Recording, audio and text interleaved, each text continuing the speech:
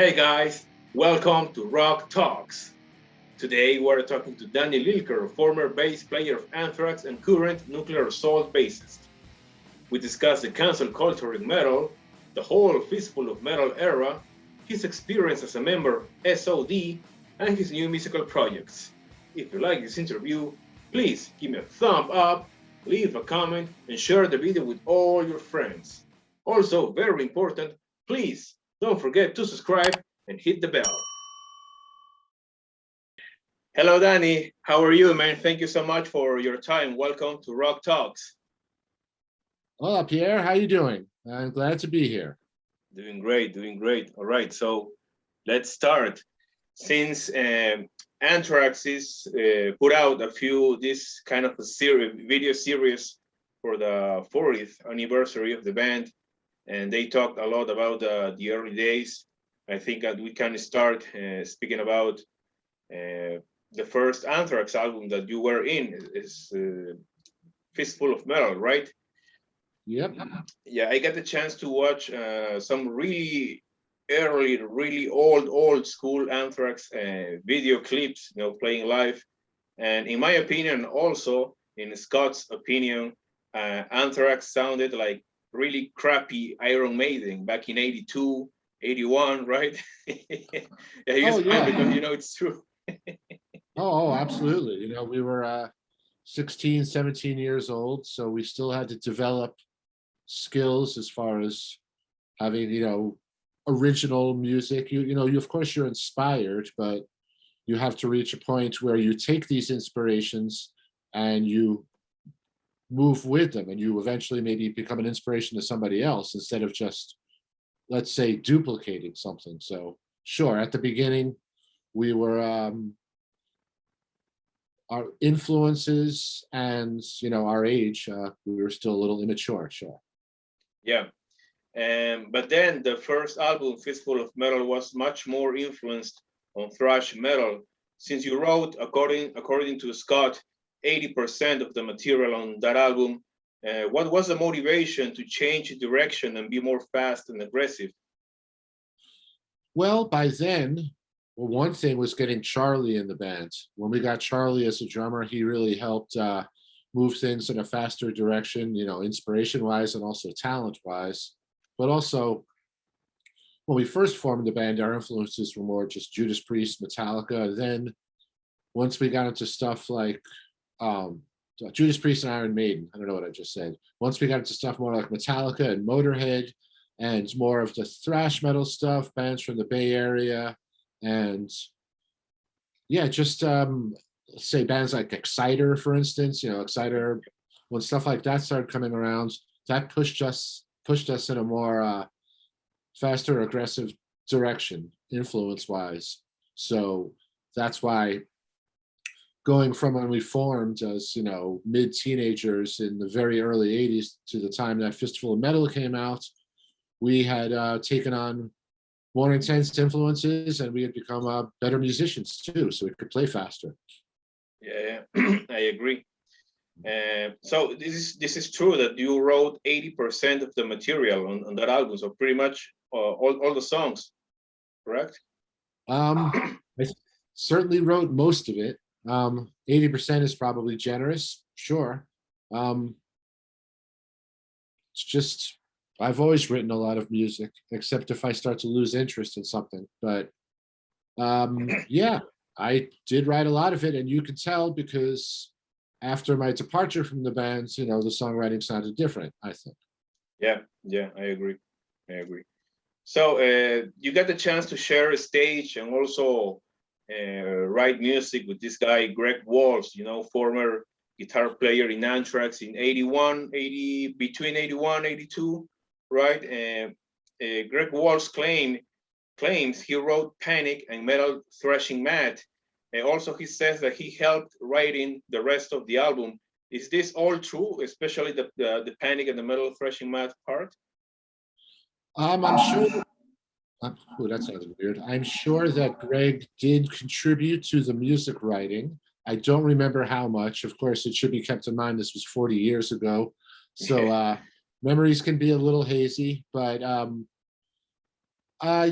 Yeah, I think by the time it came around to doing the credits on the record, I'm sure that some mistakes were made as far as remembering who contributed what. I don't think it was done in a way to, say, "Oh, fuck this guy." I think, but I don't know because I had no involvement with doing all the credits. I'm not saying it's not my fault. I'm just saying I had nothing to do with it. And it's Yeah, indeed possible that he wrote some stuff. I don't really remember because it was so long ago. yeah, 40 plus Yeah. years. Yeah, just to wrap up this Greg Walls chapter, he put out a video in YouTube like back in December, last December. He also says some really crazy stuff, let's say. And one of that is that Charlie Benante and Dan Spitz didn't record Fistful of Metal. I'm gonna quote Greg. He says, "I was recording rhythm tracks in the studio with Greg D'Angelo on drums and Ross the Boss producing. Uh, yeah, Charlie Benante and Dan Spitz joined after that. Their names shouldn't be on Fistful of Metal at all." So is this true? Like Charlie Benante didn't record the drums on Fistful of Metal? Of course, it's not true. Greg is referring to an earlier recording. There were earlier lineups of Anthrax before the Fistful of Metal lineup. Yeah. It had Greg D'Angelo on drums and did a demo with Ross the Boss producing, but that is not Fistful of Metal. That stuff ended up getting used, I believe. Oh no, that's not even Soldiers of Metal. No. I think Charlie was in the band by the time Ross the Boss was doing stuff. Again, I apologize, Pierre. It was a long time ago, but I could tell you that Greg's either confused or he's just saying something that's not true. And I don't know. Yeah, maybe he's talking about the early demos because Anthrax put out like 3 demos before Fistful of Metal, correct? Yeah, he is definitely talking about one of the early demos. All right. So move on.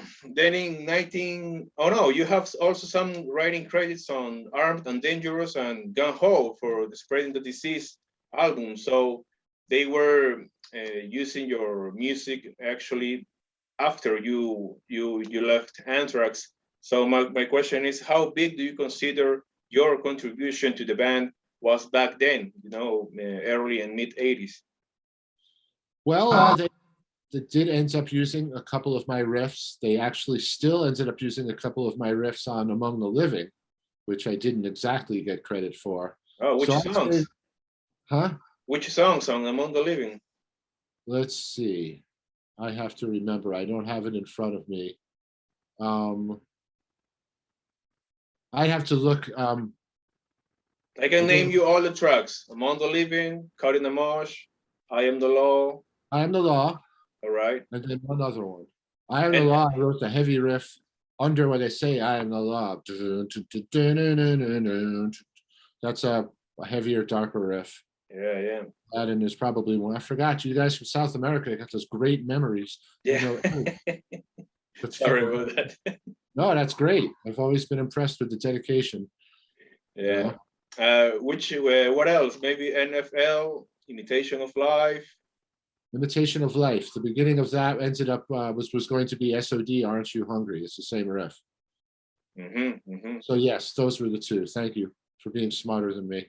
And yes, the point being that my presence long after I was out of the bands was still there with some of the music I'd written. So yeah. And meanwhile, we had done S.O.D. together by then, and I was doing Nuclear Assault. So yeah. Writing music, All right. So that this new knowledge to me makes me love Among the Living even more. So that's great. Wow. Thanks. I wrote all the evil riffs. Yeah, sure. Then in 1985, you gathered with Charlie and Scott to do S.O.D. How fast the album was written and recorded. I think Scott said in his book, the first one, that you guys took less than a week to create that masterpiece. Am I correct? The recording was only 3 or 4 days. Oh, as right. far as the songwriting, Scott had some stuff written already, and then when I was invited to join the band, he goes, I don't have a complete record yet. Help me write the rest of it." So we wrote the rest of it together, and but that did not take too long. He called me in April 1985 when he started writing stuff, and then the album was released in like September. So the whole thing, from just an idea to being a record, was, I don't know, 5 months. So that's impressive, I suppose. Yeah. No, the recording process in only 3 days, it's the most impressive part for me. Yeah, well, especially because we didn't really rehearse that much, but the songs were not very complicated, and we knew what we were doing, and it was fun to play with Scott and Charlie again and play stuff even faster, so everybody was Yeah. happy. Yeah, agree. So did you have any idea how influential that album became decades later for bands like Hatebreed, for example? Meaning No, Speak English or Die, the first S.O.D we had no idea. We just thought it was for fun. The really obnoxious, provocative lyrics, you could never have these today. Everybody is much more sensitive now, and we would get canceled or something. Exactly. And that's a fucking shame, because I agree. those lyrics were not heartfelt. They were just meant to provoke. They were meant to be obnoxious and make somebody maybe go, "Hey, what the fuck?" And you do that now, then you're a fucking Nazi or something. Yeah. Which is ridiculous. Yeah. So, but of course, to answer your question, we had no idea, except when we started mixing it, I started realizing how good it sounded, because I took a break from mixing. You have to clean your ears out sometimes. So during the mixing, I walked into the village of Ithaca there and got a couple of slices of pizza and had a couple of beers, and came back like 90 minutes later. And just that much of a little break from it, and I came back and opened the door to the control room, and I was like, like your hair flies back, like, holy shit, this sounds good.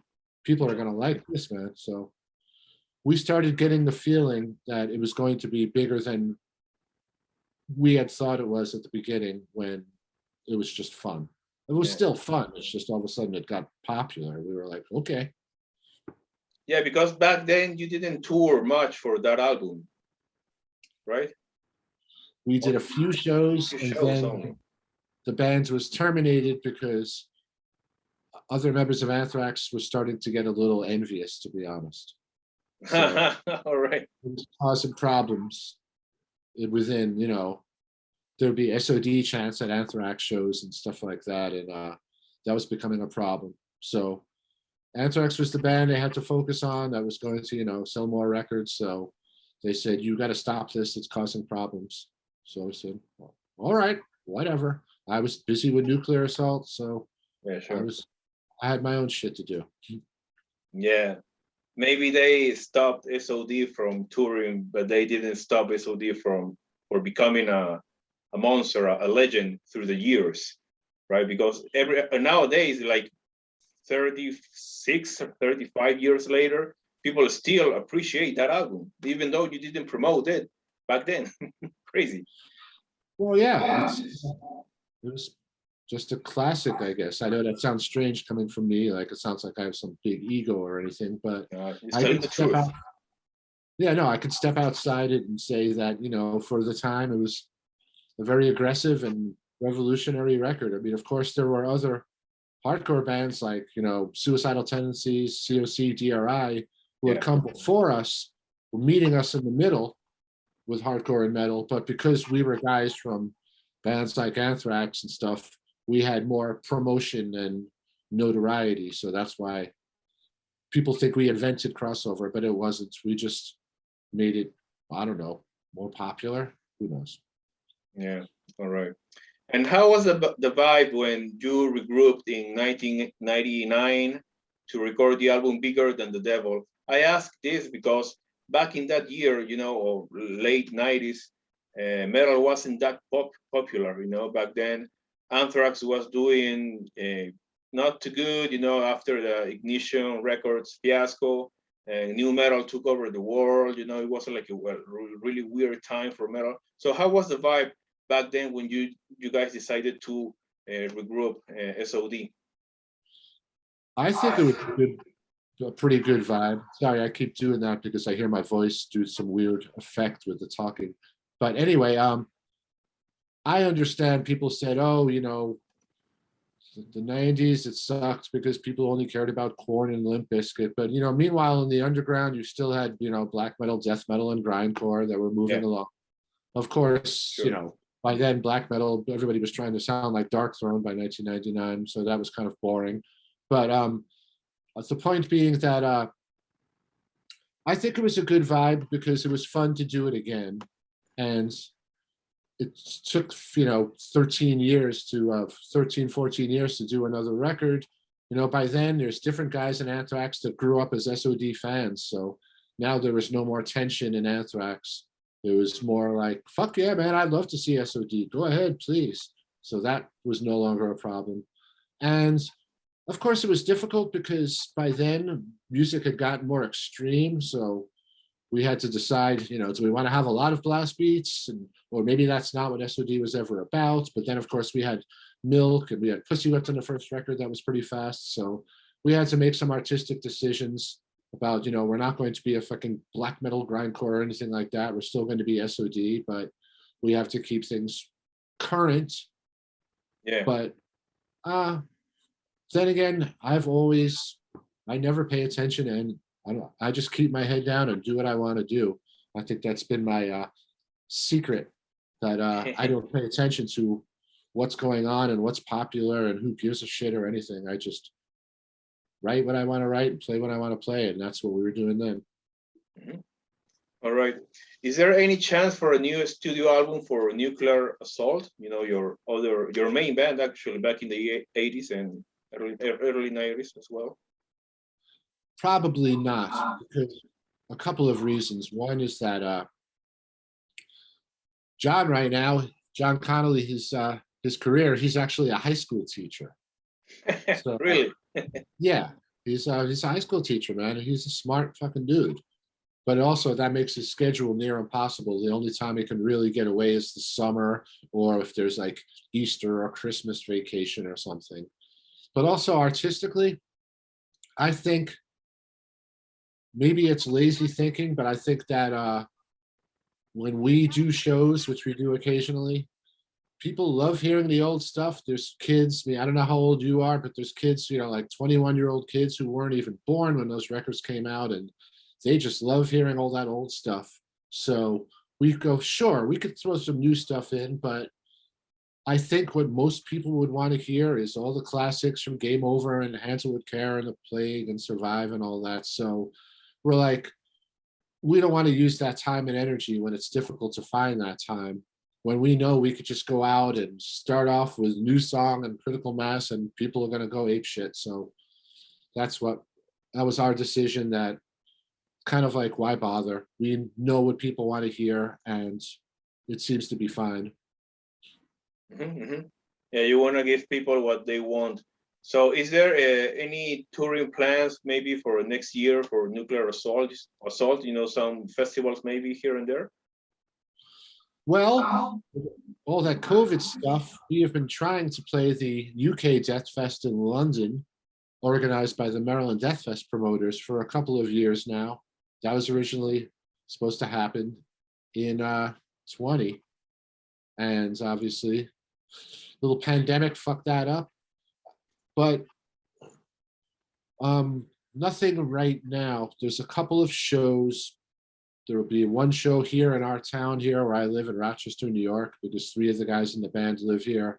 When? We have a show at the Mass Destruction Festival in Atlanta, November. There's a show in Brooklyn, New York in November.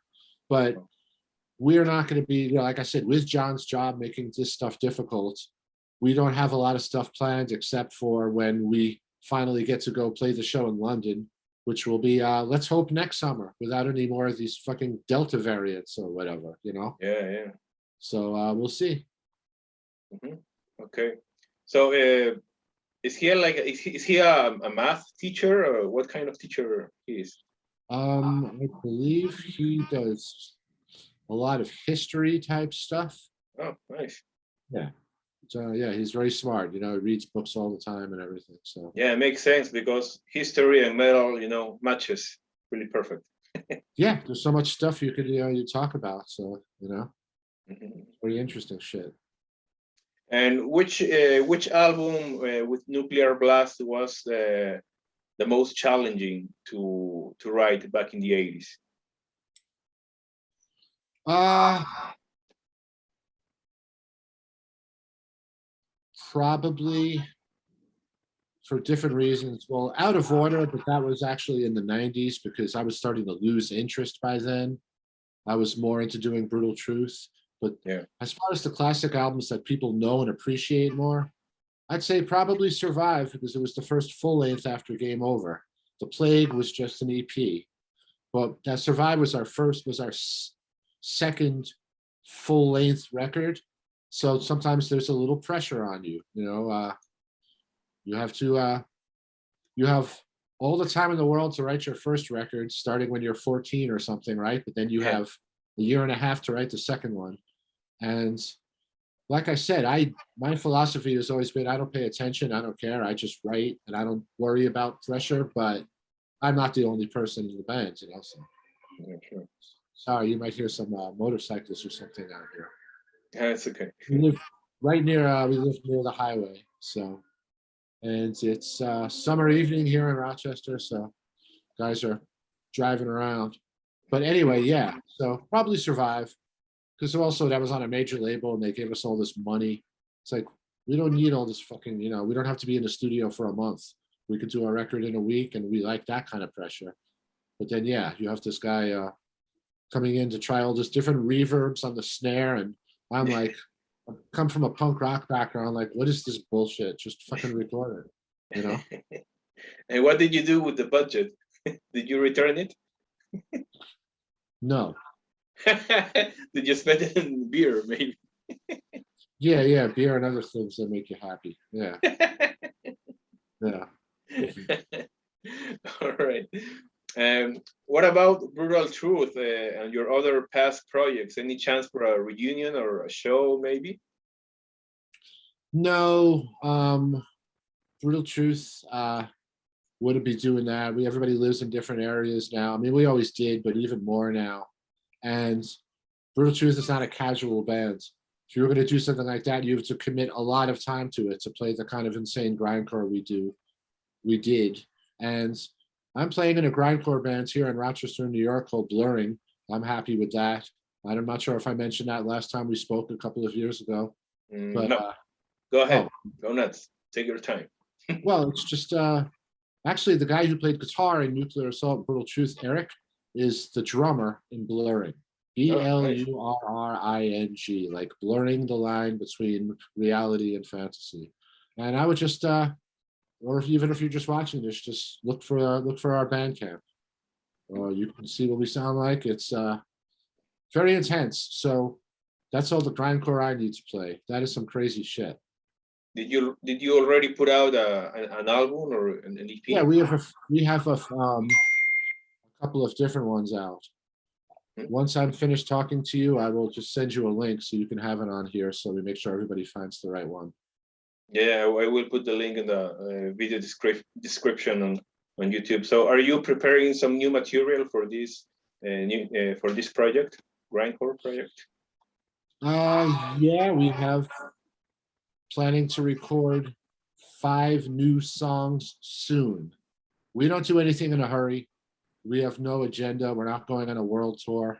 We just most of the guys have jobs, so we just play shows in town, and we have a very relaxed agenda. So we should be recording, I think, next month, and then we're going to see what we're going to do with that or how long it's going to take to get mixed. But yeah, we have some new stuff, and we have a show in a couple of weeks from tonight, playing a pig roast in a small town outside of here. So that should be fun. There haven't been a lot of shows coming out of this COVID thing. So yeah. it'll be our first show since March 2020. Mm-hmm. So this is your main gig right now? Yeah, Nuclear Assault does stuff once in a while, and then Blurring does whatever we do around here. And that's enough for me now, man, because 2 months, I'll be 57. I think I could slow down a little.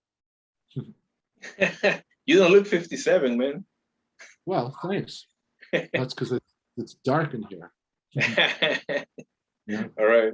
And to answer your question, before I'm 35. Okay. There you go. Yeah. So just come again, please. I could be your father. Yeah, totally. Yeah. Yeah. Actually, my father is 59. Yeah. Oh, okay. He's older than me. He's young. Yeah. Yeah. All right. I wanna just to wrap up the interview. I wanna go back to this more sensitive feelings. In the not only the metal community but all over the world. People get triggered and really easily, right? And I got the chance to interview. Well, I got the chance to interview many metal musicians for the past decade, and one of them was Christina Scavia, the singer from Lacuna Coil. Yeah, she's really nice and humble. And I remember she told me, sadly, metalheads don't have a sense of humor anymore. And she told me that because the band put out a video like maybe 5 or 7 years ago when they mock different scenes. They mock the black metal scene, they mock the hip hop scene, they mock the hippies and everything in between. And the comments on the video is like, "Oh my God, I cannot believe it. Lacuna Coil sold like this, blah blah blah. I feel offended." And Christina told me, the problem is metalheads don't have a sense of humor anymore. So, do you agree with her? I would completely agree with that. It's true. Look, something like the S.O.D. record. Yeah, I mean, sure, you can never do that now. But the thing is that it's true because just trying to be obnoxious and just be a bit of an asshole, be provocative. You can't do that anymore because everyone thinks that you're completely serious and full of hatred and all that. I mean, when ridiculous. When Nuclear Assault did a festival in Recife, Brazil, and I was talking to some couple of metalheads, young metalheads in the lobby of the hotel, and they said, on your first album, your extra song on the cassette, and it was called Lesbians. And why did you have a problem with lesbians? I'm like, we wrote that song in 1985 before you were fucking born,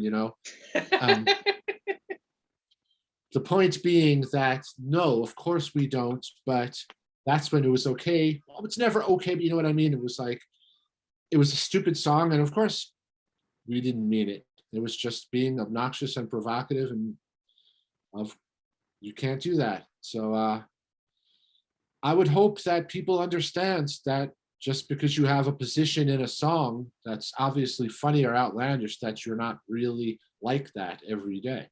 But yeah, I don't know. I don't care. I'm not ashamed of anything I've done. It's all been in fun when it was obnoxious, and I wouldn't take any of it back. I mean, fuck awesome. The Middle East, which is still true. Great. Yes. That's amazing. And yeah, I get the chance to interview also John Bush like a month ago, and I was talking with him about this song 604, from the Volume 8 album. It's a really fast, kind of like punkish vibe, and the lyrics are "Can't stop eating, she's so fat, she's so fat."